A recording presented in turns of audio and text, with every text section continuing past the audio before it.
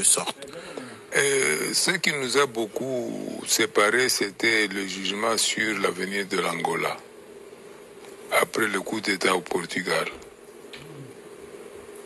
du général Spignola. Vous n'avez pas supporté ça? Non, ça veut dire, lui, il soutenait Roberto Orden et le FNLA. Moi, je soutenais l'MPLA d'Agostino Neto. Alors, lorsque il s'est engagé en profondeur pour aller chasser l'MPLA du pouvoir, donc, alors qu'il y avait un gouvernement de coalition en Angola, qui réunissait l'UNITA, le MPLA et le FNLA, lui, il a choisi le FNLA, il voulait les imposer au pouvoir. À ce moment-là, moi, je suis allé chercher l'appui du Nigeria, que j'ai amené, qui appuyait le MPLA. Qui, à l'époque, était dirigé par qui? Au Nigeria? Oui, à cette époque, quand vous êtes allé chercher l'appui du Nigeria? C'était le général Murtala Mohamed avec Obasanjo. Murtala, oui, Mohamed Murtala, oui. Avec Obasanjo. Avec Obasanjo, Olusegun, l'actuel président du Nigeria. Oui, oui. Et là, si vous voulez, l'opposition véritablement a commencé. Vous vous êtes dit plus d'accord avec lui?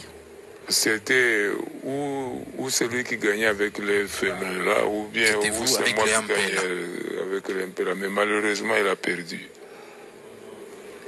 Et pendant tous ces temps-là, où était Laurent Désiré Kabila? Laurent Désiré Kabila était en Tanzanie. Il avait quitté le maquis, mais il maintenait toujours à Ewabora la base du maquis, que je l'ai visité plusieurs fois là-bas.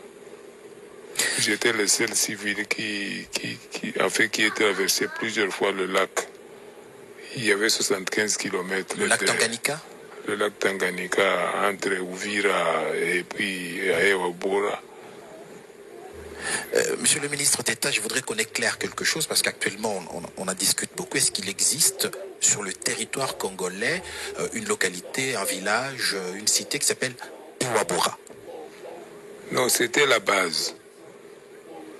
C'est Laurent Kabila même qui a donné le baptême de la place pour appeler Ewabora. Donc c'était une place, si je puis appeler ça quelconque, un endroit comme ça c'était dans les montagnes. Dans les montagnes de Fizi, hein, si on peut situer ça à peu près. C'est Fizi Baraka, ça c'était au début. Au début, ouais. Après ça, on a aménagé. Pour l'histoire, pour les téléspectateurs qui nous regardent, on en discute. L'actuel président de la République est né à Ewabora. Mais on pense que Ewabora n'a jamais existé. Alors si c'était une base qui a été dénommée par Laurent Désiré Kabila, administrativement, peut-on considérer ça comme comment dirais-je, une entité administrative, si je puis m'exprimer ainsi? Non, ce n'était pas une entité administrative, c'était une base.